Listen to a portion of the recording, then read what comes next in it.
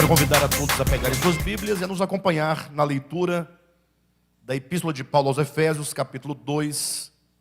Vamos ler os versículos 8, 9 e 10. Porque pela graça sois salvos, mediante a fé. E isso não vem de vós, é dom de Deus, não de obras para que ninguém se glorie.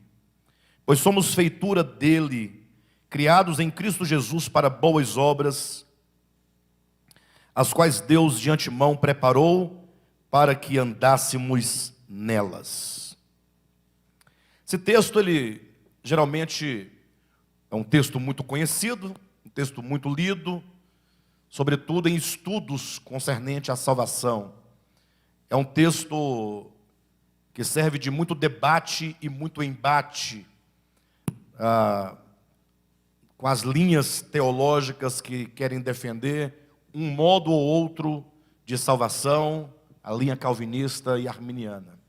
Mas vamos deixar de lado todo o pensamento calvinista e todo o pensamento arminiano e vamos fixar o nosso entendimento, o nosso olhar no que está escrito na palavra ou na escritura que seja, para que nós tenhamos um discernimento claro acerca da salvação.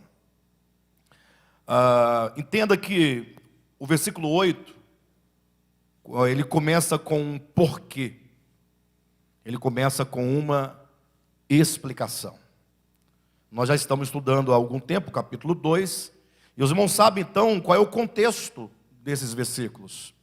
O apóstolo Paulo, ele pinta primeiramente o quadro, apresentando a condição do homem morto nos seus delitos e pecados. Os irmãos já estão cientes de que esse morto implica a separação do homem, uma separação no coração, é uma separação gerada pela treva, pela ignorância, pelo engano, pela ilusão. Este homem, então, nessa condição, ele está totalmente tomado e seduzido por uma fortaleza na sua mente, ou que seja, pelas forças que operam em sua mente, no sentido que é dito que todos nós andávamos conforme o príncipe da potestade do ar. Importante entender essa questão da potestade. Potestade se traduz por influência, é um poder de influência. É como que, ao ler Gênesis capítulo 3, versículo 4, quando ali naquela alegoria, ou que seja naquele texto mítico, referindo ao momento que o homem se desintegra de Deus, é dito que houve um diálogo ali da mulher com a serpente. Um diálogo interior. Tudo acontece dentro do homem.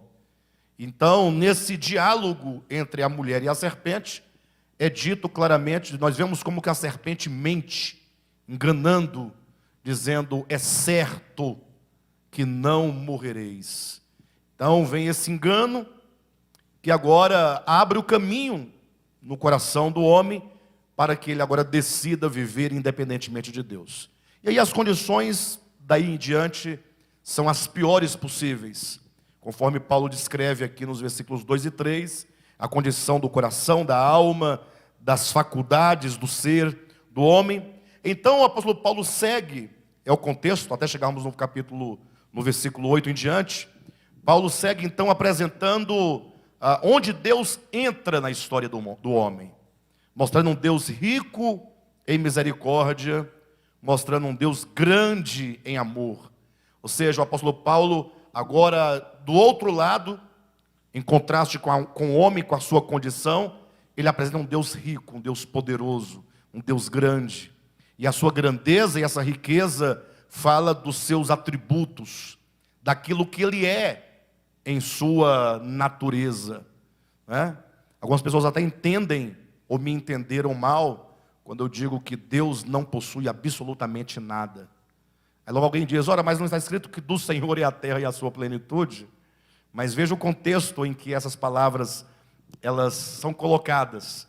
Ou seja, eu quero dizer que Deus, ele não possui algo de que ele dependa para que ele seja bom, ou seja generoso, ou seja fiel, Ou seja, quando se fala dos atributos divinos, fala do seu ser. O ser de Deus é um todo absoluto de qualidade.